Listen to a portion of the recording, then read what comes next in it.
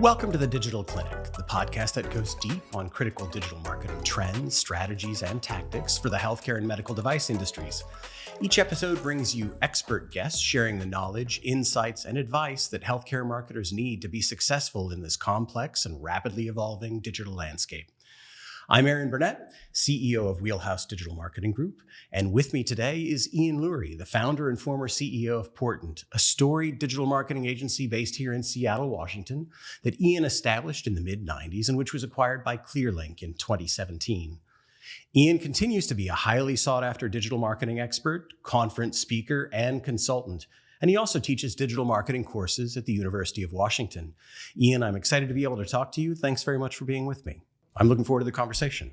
Thanks, Aaron. Yeah, I'm very excited too. Here's what I thought we might talk about. That we might talk about your background a bit. And I thought that might lead us to Portent. And then if you wish, you could talk about what's happened recently with Portent. So with Portent, I have some strong opinions about the people who led to this. Yeah. Are you comfortable with me expressing them? Oh, I would love for you to express them. All right. I saw a link to the video. Okay. Of their... So, oh my gosh. When Clearlink ended the deal, and, anyone who's interested can just go Google James Clark Clearlink and see the interview video that is now or the town hall video he did that is now so infamous. You get a sense of the business thinking on his part. Yeah. It's my understanding that some clients found out on social media that they no longer had an agency. There was it could have been handled better. I wrote about that. Yeah. That may be the understatement of our conversation. Yes. And there are still amazing people from Portent out there that are looking for work. And I think you said you're going to publish a link to a spreadsheet that lists them all. Yeah. One of the best assets of Portent was always the team. Yeah. A strong brand and a fantastic team. Clearly, they have crapped all over the brand at this point, so we can forget about that. But the team is absolutely magnificent. And, if you can get any of those people on your team, you're going to benefit. Well, as you know, I wholeheartedly agreed. We've hired two of them. Yes. And they're fantastic. Yeah. Yeah. And I think, interestingly, from the outside, the brand still has value and the brand is respected. The behavior of the brand under Clearlink is not respected. Well, but I think it's understood. Yeah, I think so. But, in the end, what you have now is a bunch of clients who feel like they were abandoned. Yeah. And that's never good. And you have a whole bunch, a huge team that, even though they've all said wonderful things about Portent after it shuttered, they were still left out on the street. Yeah. Very little time. And, from what I understand, not very good severance packages at all. Right. So that impacts the brand. And obviously, even though I haven't been there in any capacity for 5 years, I feel it very personally. Yeah. Yeah. The lack of care is stunning. Exactly. And it's not just about being kind of woo-woo, squishy, nice to people, which I believe in strongly, but that is also how you build a healthy professional services business. Right. Well, this is just about fundamental decency. Exactly. So I'm curious about this. You present yourself in some quarters as sort of the SEO curmudgeon. And yet my sense of you and your actual ethos is quite different. You're optimistic about people, you're kind and caring to those people, while at the same time being somewhat curmudgeonly. I don't think they're mutually exclusive. Right. I like to call myself an unlikely idealist. I am very curmudgeonly because I look straight at what a lot of people are doing in our industry and I say, you've got to be kidding me. Sure. Do you really think that's going to work? And sometimes I said someday I'm going to write a memoir and it's going to be, Am I Missing Something? That's what the title is going to be. Yeah. Because I look around and I see people doing stuff and sometimes I just think, I'm not sure why you're doing that. But what makes me curmudgeonly is that people are taking these assumptions, whatever they might be, and they are applying them to other people's businesses. So a client will come to you and say, hey, I need help. Please help me grow my business. I make this much money. I want to make this much money. We're kind of struggling right now. So you, the marketer, say, okay, we can help with that. What we're going to do is we're going to hire a bunch of writers. We're going to bury your site in crappy content. Right. And for 2 months, it works great. And then that business loses all their organic traffic and they suffer and have to lay people off. Mm-hmm. That's the part where I get angry. Yeah. You know, I'm not mean, but I do get angry about some of the behavior I see sometimes. And that's what makes me a curmudgeon sometimes, because, you know, you can't there's certain fundamental rules of marketing that have nothing to do with digital. It's the way it works. You're selling to human beings. You know, everything out there, Google, everything else is attempting to emulate those human beings. If you try to game the system too much, or if you forget those basic assumptions behind marketing, you know, okay, audience, you have a problem. Here's how you fix the problem. Here's how we're going to help you fix the problem better than anybody else. If you forget those 3 basic questions and you fail to answer them, then nothing else you do is going to matter. So cranking out all this kind of meh content and doing all these other things that, you know, I've always been a little suspicious of, it's a real disservice to clients. Right. So I think it sounds like the through line is a duty of care. Yeah. Yes. Yeah. Yeah, that's a good way to put it. I do feel a lot of responsibility, I guess, for team, for clients, for the industry. When I told my family I was I went to law school. And when I told my family I was going to marketing, it was really the only profession even less respected than law. There's a reason so many people approach marketing with such suspicion. Right. And that is, you know, the sell at any cost, you know, grow sales at any cost mentality. That's also just not good business. Yeah. That's the part that I always try to tell people is it's not just about a duty of care, which I do feel. I also ran and run profit-seeking enterprises. I mean, I want to make money, right, but you don't do that for the long term by engaging in, you know, tricky short-term, fast growth, fast burnout behavior. Yeah, I completely agree. I think in many instances, the right response to what a lot of agencies do is outrage. Yeah. Or like I said, at least, am I missing something? You know, is there right. something I'm missing here? Right. You know, there must be a trick that I don't understand. And every time I say that, it turns out, no, there's no trick. Yeah. Yeah. It's exactly what it looks like. So you mentioned that you have a law degree. Yeah. And I read that you practiced for an hour. I'm really curious to know what happened in that hour. I didn't even practice for an hour. Okay. So I went to law school. Yeah. I quickly realized it was not for me. But the other thing I am is extremely stubborn. So I finished law school. During law school, I worked for a judge on the Ninth Circuit, which was an honor and it was really interesting. It was incredibly high pressure, but further convinced me that I hated law. Right. I worked for a city attorney's office. I did a bunch of stuff like that. So if you take all that and smush it together, I think it counts as 1 hour of actual legal practice. Sure. But yeah, no, it really did not work for me. My last year of law school, I paid for my books by working in a bike shop, graduated and moved on to other things. An impressive credential, nonetheless. Honestly, the education is a little helpful when you're running a business, and not for the obvious reasons, just because it is a professional degree. You learn how to work in an office and run a business and, write a contract and do some of the things that we otherwise forget and screw up our businesses when we're starting. Right. And I would assume learn a systematic way to think about things. Yes. There is a way of problem solving and coming at problems plus communications that is surprisingly applicable in marketing, particularly in digital marketing. We'll talk about AI a bit, but you mentioned something else. You mentioned the behavior of lots of agencies and sort of the rote approach that they take to marketing, the unthinking approach, best practices or checklist digital marketing. That's an interesting transition to the Google Doc leak. What is your reaction to the leak? What did you see that was surprising? What did not surprise? And what's your feeling about it? I wish I was that surprised. And I don't mean the individual bits of information. I mean, Mike King and Rand Fishkin did an incredible job of digging into that. They found stuff.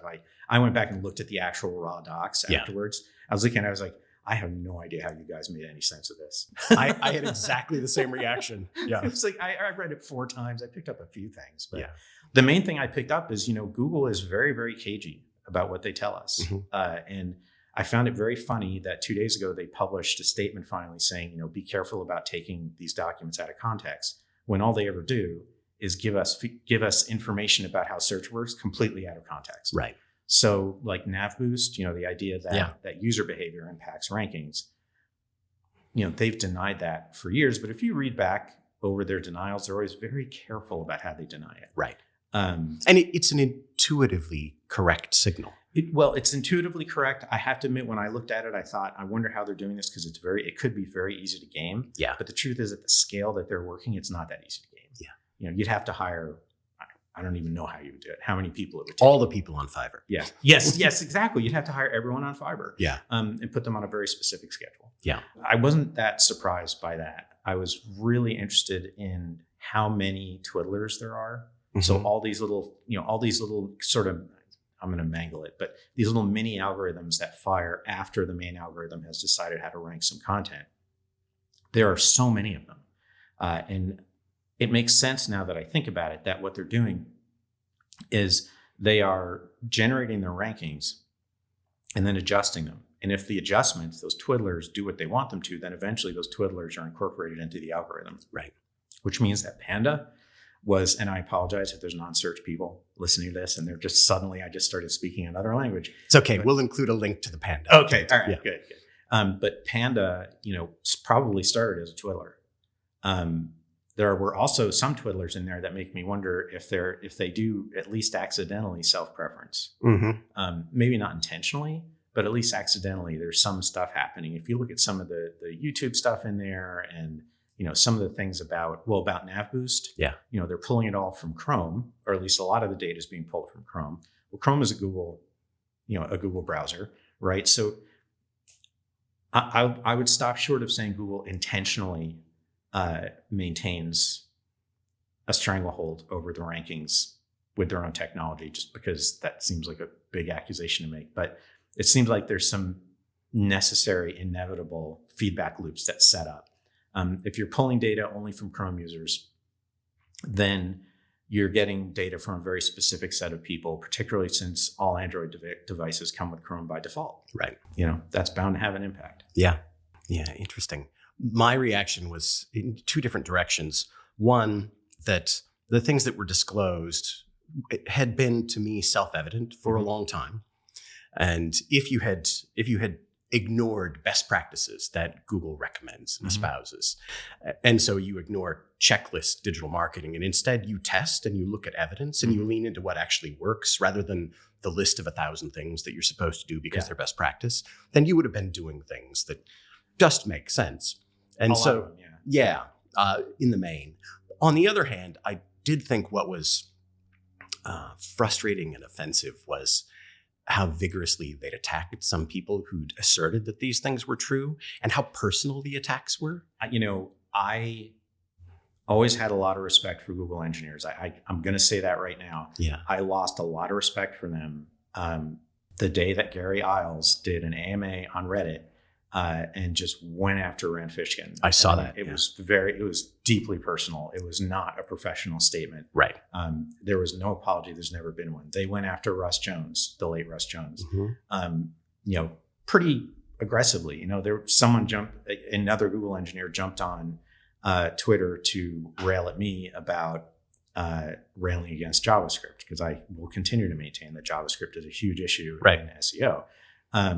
They were like, it's not about JavaScript. JavaScript's fine. And then they give you 500 pages of documentation on how to compensate for the fact that you're using JavaScript. Yeah.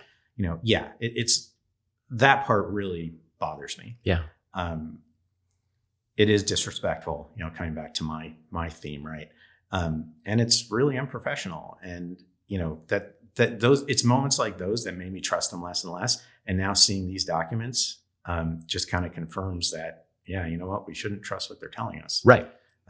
So, yeah. Exactly. Would you run through your professional history and talk a bit more about Portent and talk about the consulting work that you do today? So I'm going to go all the way back. Sure.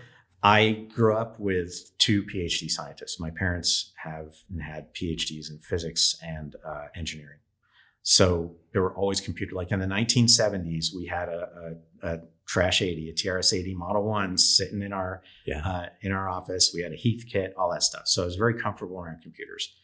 I say that because I majored in history.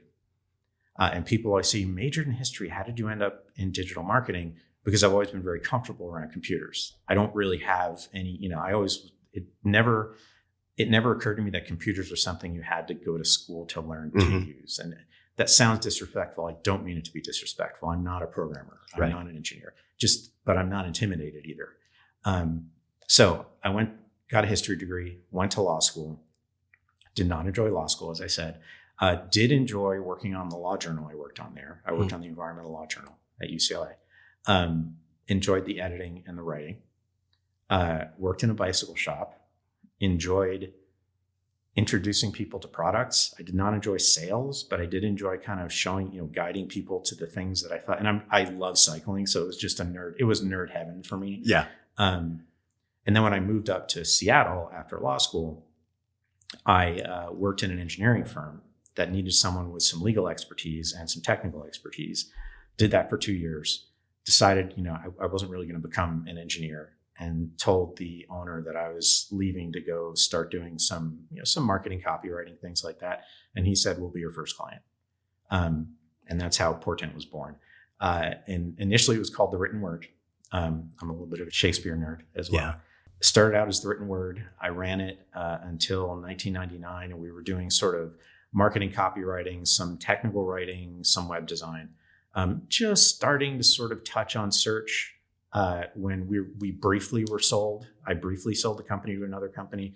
It's a long, sad story. Did not go well. And by the end of 2000, we were out on our own again. And that's when we started getting into search, expanding into paid search as well. Still doing a lot of web design, a little bit less copywriting because we were getting too expensive for people. Yeah. More and more digital marketing consulting, a lot of analytics. When Urchin first came out in the good old days, we did a lot of work with Urchin, and just kind of grew from there. Sold in 2017. So that's the whole history. Now I am a digital marketing consultant. I spend about half my time on SEO and the other half on helping clients with digital strategy, with content. I work with some clients on kind of team processes and getting teams to work together well within organizations. I do some training for clients as well. And actually it's sort of a sideline, I guess. I don't know what I would call it. I'm actually teaching digital marketing at the University of Washington. So, well, let's shift and talk about the thing in the zeitgeist other than the Google Doc leak, which is AI. Last year at about this time, you wrote that ChatGPT was not AI. It was a parrot that had spell check. Yeah. Or something like. Yeah. Do you still have that opinion? I do. It's changed a little. And I'll tell you the parrot expression, I got that from an article about that calls AI stochastic parrots, I think, or GPT stochastic parrots. It's one of the seminal scientific, but also accessible pieces of writing about AI when it all started. To me, it is still retrieval augmented generation of language, meaning you build this enormous model of language. You have all these words out there. You do you do a lot of math. You figure out which words are most often closer to which words. And then you decide, okay, someone just typed in a prompt. These are the logical next words in response to that prompt. So it is still parrot-like. It is becoming much more sophisticated and harder to detect. It is still only as smart as the content that's been given to it. Right. And it's always a little bit less smart than the content that's been given to it because it makes mistakes and doesn't realize that it's made sometimes hilarious mistakes. Yeah, that's certainly true. It's also highly variable in its predictability and consistency. Yeah. It gets smart and dumb in cycles, which is interesting and problematic. And it still can't do math. I seriously, I will take GPT more seriously as a marketing tool because there are things I use it for. Like for me, I'm at best a third-rate Python coder, but I know what I want and I know what's possible. So GPT helps me write Python that I never would have been able to figure out, in less than 4 or 5 days before. Right. And now it's a half-day job for me. Yeah. So it does some things incredibly well.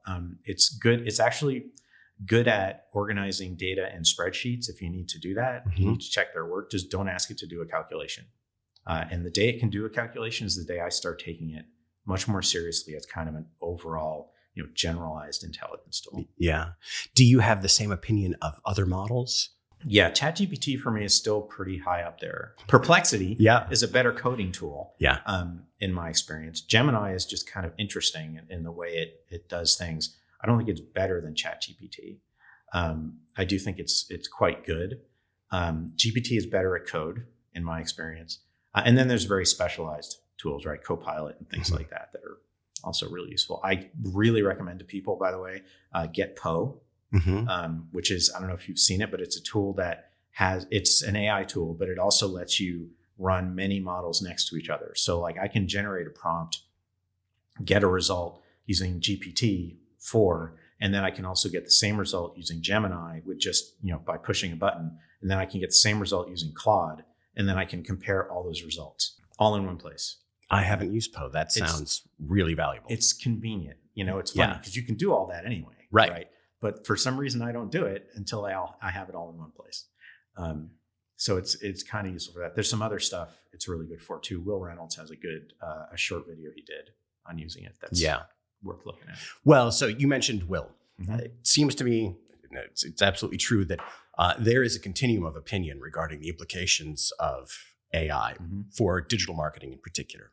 And Will Reynolds has, for the most part, been on the end of the continuum, which is, we don't know the timing, but it's going to eat our lunch at some point. And so we need to prepare for that now. Yep. And there are others who are at the other end, which is, it's a parlor trick. It doesn't really have a lot of value. Where do you fall? I have never said, I have said it's a parrot. Sure. A well-trained parrot. And I wasn't saying you're on the parlor trick. No, I understand, but I want to make sure people out there also understand. Yeah. It is definitely not a parlor trick. It is coming for us. But so was Google, and so was digital. Right? Because the days, the madmen would have been horrified by the idea of digital marketing and the idea that, they no longer stand between the products and the brands and the audience, right? So the whole industry had to shift from, we are the gatekeepers of access to these massive media empires. And if you want to buy an ad in a magazine, you have to come to us anyway. So come to us for the creative too, and we'll bill you for that. That has changed. And when digital came along, suddenly it was, okay, now you're paying us for our expertise and just our expertise. And sure, we'll manage your paid media buys for you. But the truth is, if you really didn't want to work with us, you could go do it on your own, or give us your credit card and we can run the ads for you, whatever. That changed the relationship, and AI is going to change it again. Yeah. AI is going to change it because at some point it will become smart enough to help make some decisions about marketing. It is nowhere close to that. Right now, when people talk about it eating our lunch, they're mostly talking about content generation, right? They're talking about how, I don't need anyone to write my blog posts anymore. I had a client who said, from now on, we should be producing 100 highly technical articles a month. I mean, it should be easy. And then he went and did it, and he came back and said, it's not as easy as I thought. I said, no, it's not. Yeah. I mean, you could be fast, but not good. Exactly. Well, the faster, better, cheaper. Right. Yeah. It's going to erode our lunch over time. Yeah. And what you're going to get is, right now, the sophisticated marketers aren't fooled, and the sophisticated clients aren't fooled. And because right now you have to be fooled to really think that it can really take over all of your marketing needs as far as creating content. Forget everything else, because it can't do anything else. It can't do analysis. It can't do, it can't do forecasting. I've tried it, trust me, because I hate doing forecasting, but it is chipping away at content a little bit at a time. Yeah. And we have to be ready and get better and better at helping clients use AI to generate good content, and use AI to make good decisions. I don't know if it's going to reduce the money that we can make as marketers, but it's definitely going to change our role. Yeah. And also, by the way, our awareness of the shortcomings is part of the value that we'll bring to it. I agree. I think, going back to the discussion we were having earlier, I think this is a winnowing process, and it will eviscerate agencies or practitioners who are following checklists blindly, or are doing work that is can be well documented in terms of process. Yes. It's just repeated. If it's well documented and repeatable, then that's something that AI can now or in the future begin to do. Yeah, it's funny because when you were talking about checklists, I was going to say, checklists are important in digital marketing. There are certain things you want on a list. The problem is that humans are bad at checklists. And also humans tend to become obsessed with the checklists, and they stop thinking about other stuff. That's why, I always resist so much when clients say, isn't there just an SEO checklist? I'm like, well, yes, there is, but you really don't want to start following it. You're going to miss important things. Right. The value is in discernment. Yeah. Yeah. Yeah. It's like, you're an engineering team. You're asking me for an SEO checklist, but the reason you're there is because you can think about this way more intelligently than I can. So let me give you guidelines. But there are things that can be turned into a checklist, and that's where AI can really help. Yeah. Because you can already go into OpenAI and give it a set of instructions and say, this is good, this is bad. And then give it something else to say, is this good or bad? And it'll give you a pretty good answer. Yeah. You have to be very good at training the model. Yeah. Slightly less good than we had to be when it was straight up machine learning. Mm-hmm. I agree. There's developers and machine, natural language processing folks who are going to scream at me for comparing AI to machine learning, but it is a little bit easier now. Yeah. We use it selectively. We actually don't use it for content generation for clients because it's so obviously AI generated content. But we use it for a number of specific tactical uses. We built a custom GPT that diagnoses issues with schema and then corrects them, generates schema.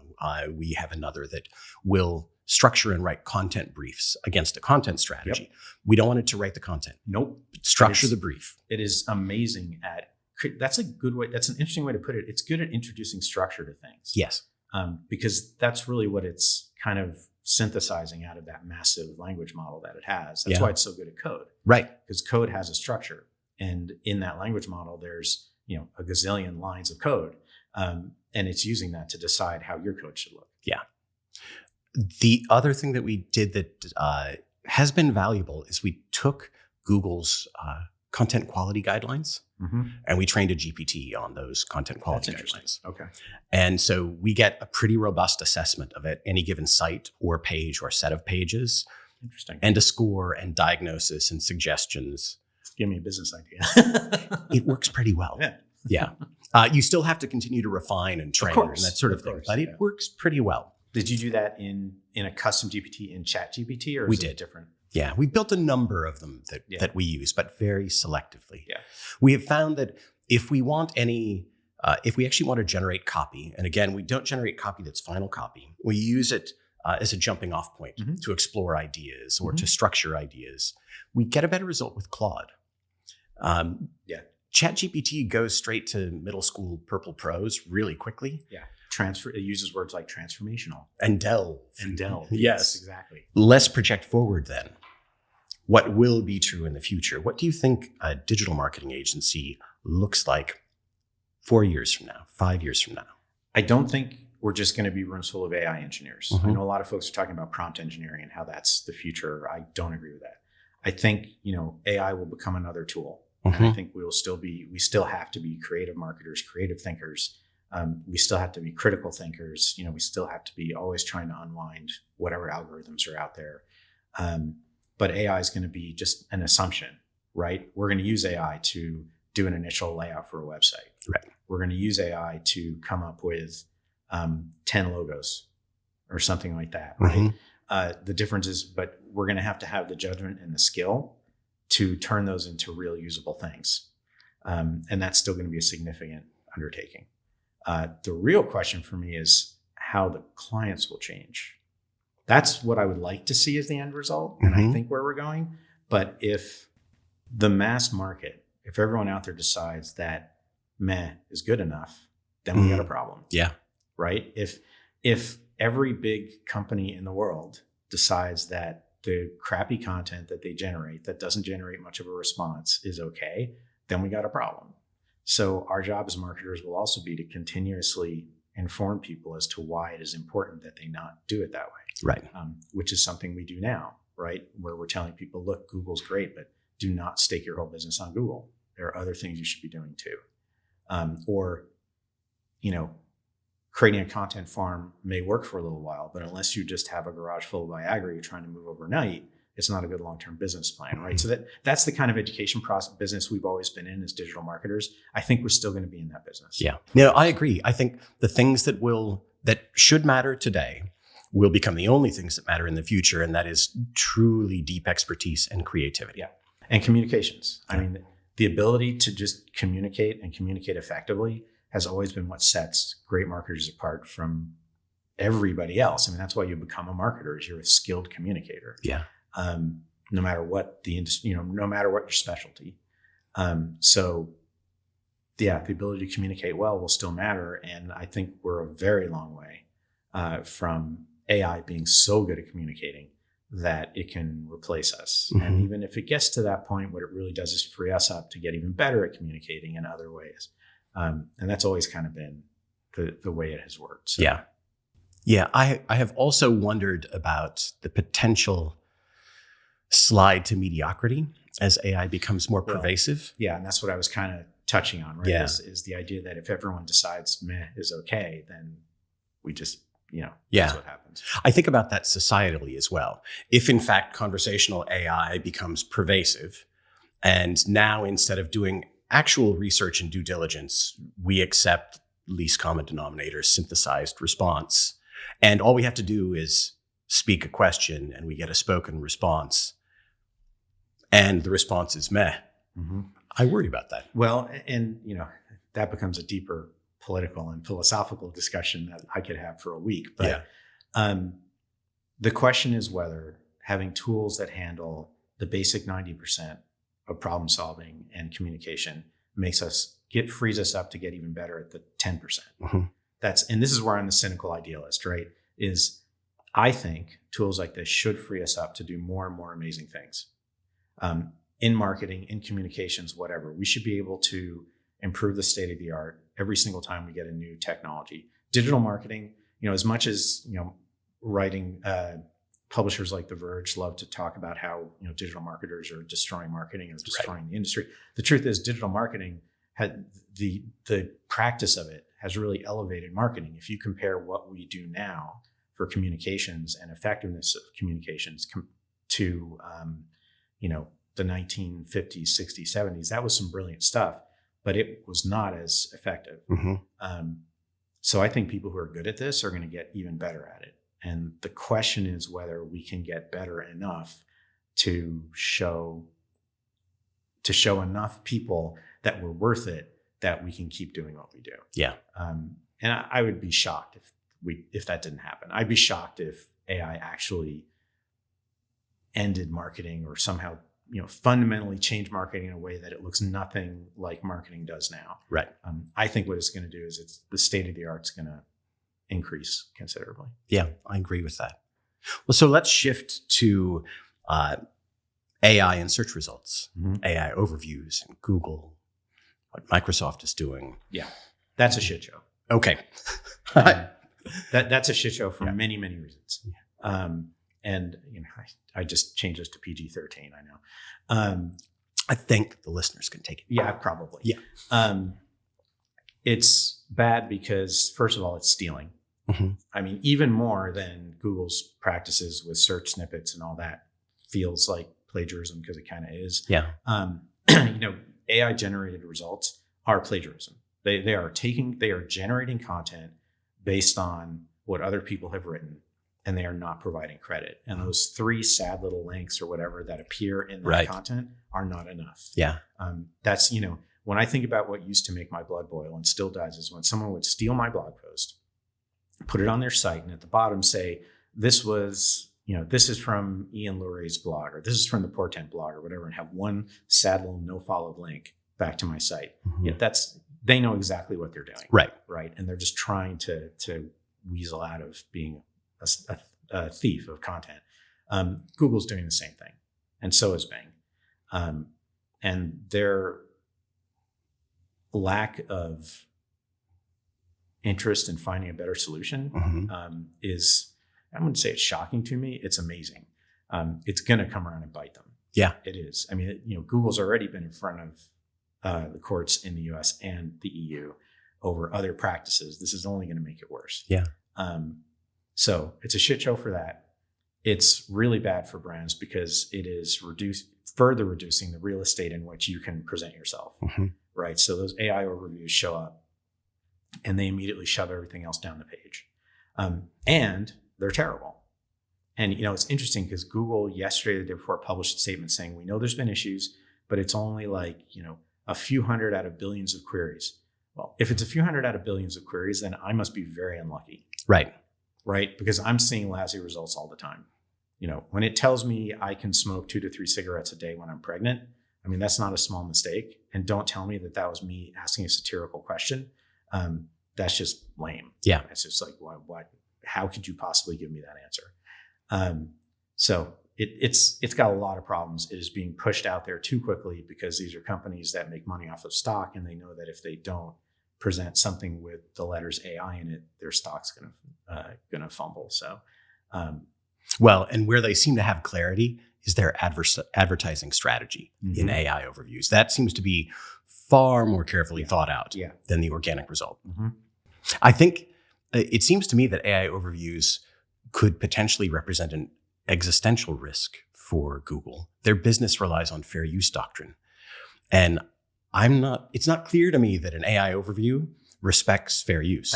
When I talk about plagiarism, that's really what we're talking about. Is it's not fair use at this point. Yeah. Because you may have grabbed words from 10 different articles to generate this AI overview, and then you have 2 or 3 links to pieces of content that are a tiny little part of what was written there. Or maybe it's not even. I mean, because there's also been examples found where those 3 cited pieces are not actually part of the content that was used to generate that. People have found that websites that are no longer live have content that's being published in the AI overview, which makes sense because the model is always lagging a little bit. Right. And also Google depends on advertising. So, they must have had this discussion internally somewhere. It's like, if you generate an AI overview, no one's going to click the ads, which makes me think. And if you look at the patterns, I think what they're doing is they generate AI overviews for highly informational intent queries, where probably they're not getting that many ad clicks anyway. And then they're going to start using AI overviews to generate actual product pages in their own result. And if you look at, there's been some examples already where if you search for certain products, product types, Google actually generates a product category page for you. So a lot of people have been talking about this, but I think that's probably that's why they're not worried about it reducing ad revenue. But again, is that fair use, right? Google went after comparison shopping engines because they said comparison shopping engines were pulling products from many sites and building them into these big engines, and that brought no additional value. Now, what are they doing? They're pulling products from many sites and they're using it to generate a product page where, are they adding value? I don't know. Yeah. So. Well, the new ethos is don't be evil except when it's super convenient or profitable. Don't be too evil. Yeah. Yeah. Don't be so evil that people can point at you and say you are unequivocally evil. Right. I think is the right way to put it. Right. Operate in the gray. Well, okay. So the implications then for SEO, if we're dealing with a land of AI overviews that displace conventional organic results, how should SEOs respond?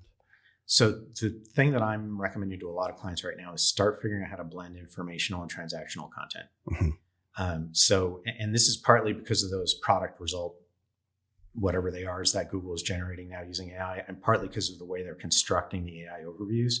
But if you can tie informational content, which is often what is cited in a product in an AI overview, to some kind of transactional content, then you may get a link in the AI overview that points to a page that has both your informational and your transactional content. Right. And it's not pure conjecture, but it's a lot of conjecture because no one can have tested this yet. Right. It's just some concept of how AI, I have some vague concept of how these models work and what Google's trying to accomplish with them. It seems like that makes the most sense. And you can see how much I'm kind of trying to keep wiggle room here. Well, it's very early. As you said, nothing's absolutely knowable. Yeah. This is part of where I was talking about state of the art. So with AI, even before AI, one thing that I was seeing really great marketing doing is starting to tie together informational and transactional. So, and the example I always use is REI. For people who don't know, who aren't in the US, it's a big recreational equipment company. So everything from bicycles to climbing equipment to kayaks to tents. Their website is a great example where they'll have how-to posts on things like, here's how you fix a flat tire on a bicycle. And then in that post, they will have many, many links in very helpful places to products that they offer that will help you do it. Use this patch kit, use this tire lever, do it this way. And at the end of the post, they'll have a link that's something like, click here and you can add all these products to your cart, right? And you're good to go. Yeah, that's marketing, that's sales, but it's also helpful. I don't have to look at I don't have to buy any of their products, and that's already helpful to me. And then if you go to a product page on their site, they will often have links to those kinds of informational posts. There's some other sporting goods sites that do this very well, where they'll just have sort of comments and reviews by product experts right on product pages saying, if you if you're a downhill mountain biker, then this bike has lots of travel in the front and rear shocks. You probably want this. If you're a cross-country racer, you probably want to look at something more like this one over here. That's the blending of informational and transactional. And I think we've been going that way anyway. Yeah, that makes a lot of sense. I also have seen some conjecture and have wondered myself if an effective approach might be kind of continue some of the strategies that we've used to do things like achieve featured snippets, where you understand the structure that Google is seeking. And so, all right, an AI overview seeks to answer an informational query. Structure your content in a way that answers a query and make the job easy for Google. And I also have suspected, and I think this has got to be true, that this is another area where being diligent about using schema will be really valuable. Well, in UX of content, it's funny because I skipped over a whole bunch of stuff like that. But schema is going to be even more important because resources are going to become even more constrained because these AI models consume an incredible amount of electricity and process power and everything else. So the more you can structure your data, chances are the better you're going to do because Google doesn't have all the energy, all the resources left to do the kind of unstructured ranking analysis that you do now. Again, conjecture, but UX of content is also going to become even more important. So the way your content appears and is laid out on the page, I think, will at some point have its own, there will be a whole separate AI that just interprets and parses the way the content looks on the page. And somehow, not a separate AI. See, this is again where the scientists are just going to yell at me. A component of the AI, if you're something like Google, will be dedicated to examining the page and how the content is treated on the page in a very, very careful manner, in a really detailed manner to decide what the most important concepts are on that page. That makes a lot of sense to me. But again, going back to what has been state of the art, we should have been behaving in that way anyway. Exactly.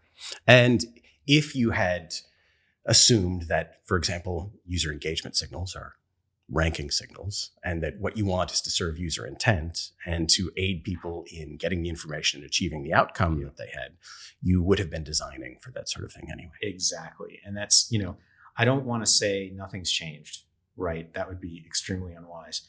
But best practices, and I know, again, we're getting to the checklist thing, but certain good ways to do things, provide the good user experience, those are all things that still matter a lot. Yeah. And Google is always being cagey. We all roll our eyes when they say produce great content, provide a good user experience. But the truth is, there is something to that. Right. We're trying to market to humans. So we need to provide something that's good for humans. And that's going to continue to be true.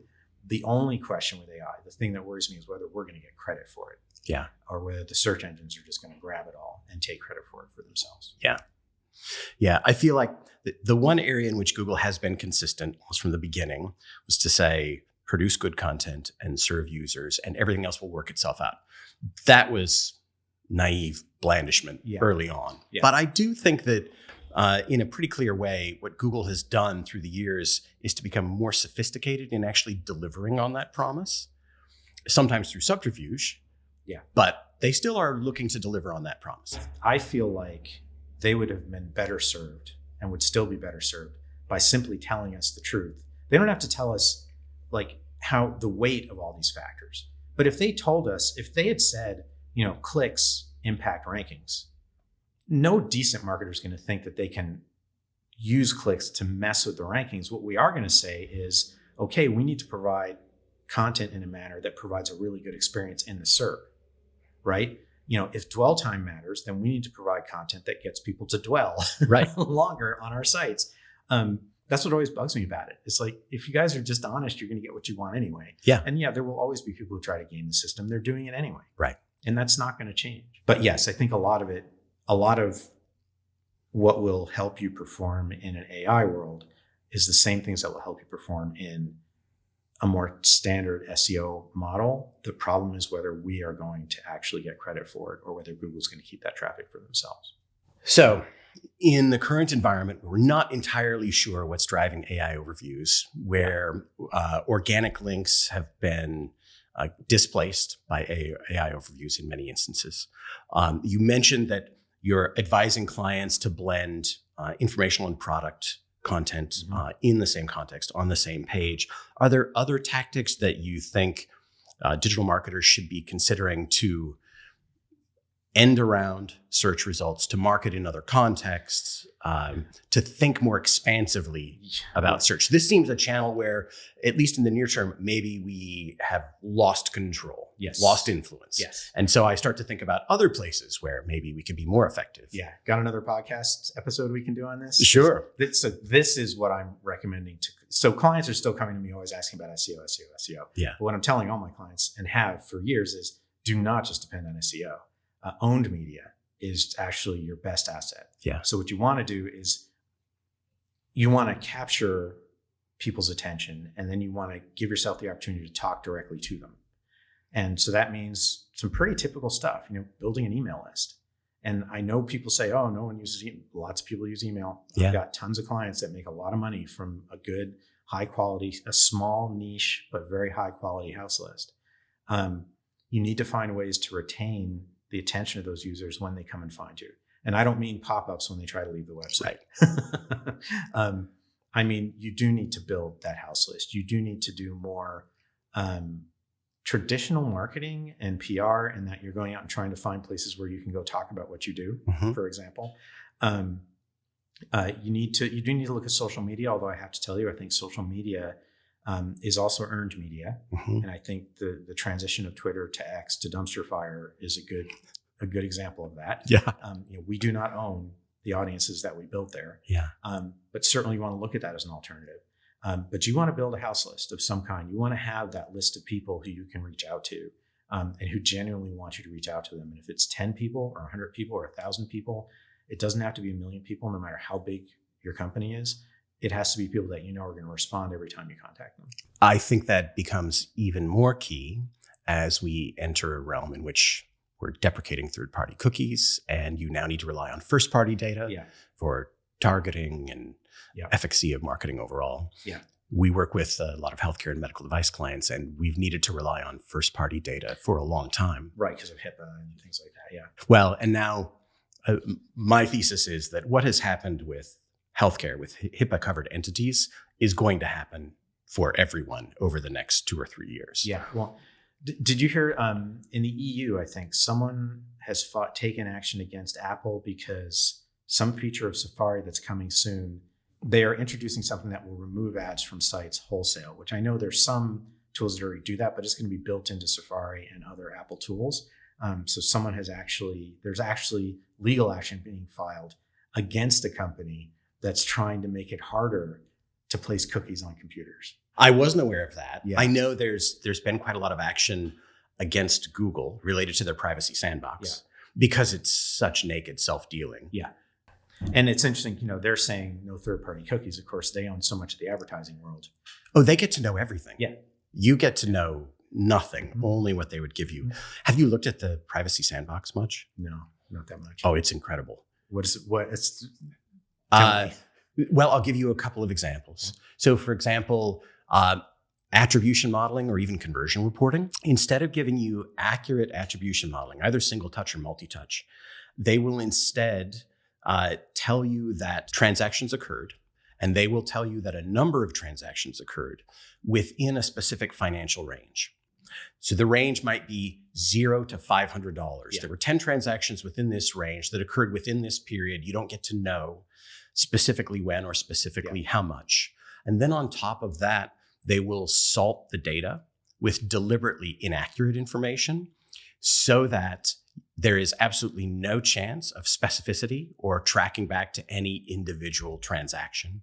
In a multi-touch context, it's even worse. I was just going to say, so now the thing that you could do with Google Analytics that got clients to actually believe in things like owned media, because you could show it was organic search, social media, direct, email, that's going to be gone. Great. Yeah. Great. Yeah. Thank you for making me feel that much worse about the state of marketing. It's incredible. There was an analysis that was done by, I'm going to forget it's an acronym organization. I'll add it in the show notes. Okay. They did a study, an assessment, a technical assessment of the privacy sandbox, and they did it specifically with regard to advertising. And typical use cases today. They tested 45 use cases. And of the 45 use cases, there were 3 that remained viable. And all of the rest were not possible either in whole or in part, unless you're within the walled garden of the Google ecosystem. And even then, you don't get the data that you would typically get. They just are saying— I was going to say, they say, trust us. It's like PMAX. Just let us do it all for you and write us a check. It'll be fine. Yeah, exactly. Yeah. No, it doesn't surprise me. Again, we're going to have to be more aggressive about owned media. When I started back in the day, there were still companies that made all of their money doing direct mail. Right. That was what they did. And they had these enormous databases, and they were very good at merging data and doing things like that. We're going to have to get very, very good at doing that without pissing people off. Yeah. Right. So we can't do it the old direct mail way of we get a little bit of information here, put it together, and now we start spamming you. We have to get very good at building opt-in and double opt-in lists. Yeah. And no, it's not great for the next few years, for those of us who have not become very good at it. You got a few years, but you better get going. Well, it really, as with many things that we've talked about today, it's a return to the fundamentals of marketing. Yeah. Actually get permission to communicate with someone who wants your information. And do it with really great, compelling creative that can't be generated by AI, by the way. And tell a really fantastic story that teaches and sells at the same time. You have to do all those things. And if you do that, you will start to build that owned list, and you will at least get an earned media following across many channels, right? So social and search and all those are earned, and we can lose them at any time. But if you're on lots of them, they're probably not all going to turn into dumpster fires at the same time. Right. So Elon Musk can't buy them all at once. That's right. Elon Musk can't buy everything. Google can't. Well, they could buy everything, but they probably won't. Yeah. So diversification is important anyway. And really, I cannot say this enough. And in fact, I just wrapped up a semester of teaching, and the last thing I said to all my students was, just remember, everything you do, whenever you're doing any marketing, you need to think about how you can turn some of these users, this audience into an owned audience. Yeah. Always be thinking about that. Yeah. And I'm not talking about just the little, subscribe to our newsletter. You're gonna have to get more creative than that. Yeah. I think that's excellent advice. Well, what haven't we talked about that we should cover? There is a whole thing about the level of discourse, and I have a very strong belief that marketing is such a fundamental part of discourse in a capitalist society. And we are so responsible for that level of discourse. And I look at how much the level of discourse has decayed in the last 8 years. Yeah. Or I guess 12, actually. I think we all have to take some responsibility for that as marketers. And I don't mean we have to own that it happened. I mean, we have to own how we're going to, contribute to a better level of discourse. And that is very high level. And I know it's very idealistic, but that's one thing that I don't talk about that often at this point. And marketing is communications, and communications can save the world. I have always said that. That resonates with me. All right, so let's dig into that a little bit more. What are the practical implications of that sort of an ethos? Well, as marketers, the implication is you need to do things that don't make you feel like you're going to need to take a shower every 2 hours. Sure. The way you communicate about products, the way you communicate about issues and items, it needs to be clear, and it needs to be done ethically. And ethics can be different from person to person and society to society, but it basically means you can't be catering to worst possible impulses all the time. Right. So, manufacturer scarcity is not a great marketing technique when it comes to how you improve the level of discourse, right? If you say, I have this thing and I'm selling it, and it's a digital thing, it's made of bits, but I'm only selling 10 because there's a limited number, that makes people cynical, right? And that's probably the best way to put it. Actually. You seem to be calling into question the whole NFT market. Imagine, and look at how well it's gone. Yeah. Made that, okay, that's the best way to put it.